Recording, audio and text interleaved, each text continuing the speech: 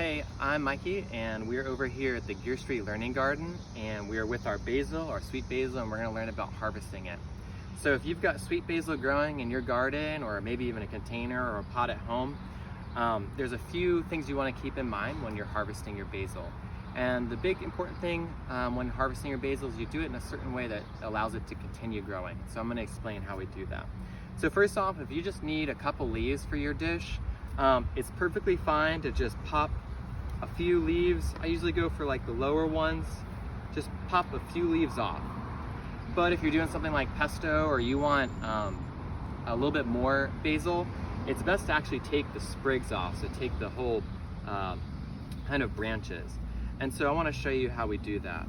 So the way I would like to do that is I'm going to find a sprig that's one of the main growing stems, and then I'm going to look down and see the next growing point, or where there's kind of a node where there's usually a big leaf there and a big leaf there. And then there's these new little leaves that actually are forming new growth. And those are going to continue to get bigger and actually form more basil, just like we have actually right here. This is going to continue to grow bigger and bigger.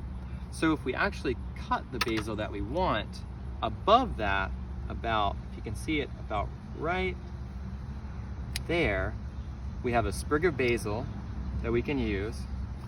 And we've also left this new growth to continue growing and get bigger and bigger. And actually, over time, if you allow it to grow back, this basil will get a bit bigger and bushier, and you'll continue to have harvest throughout the season.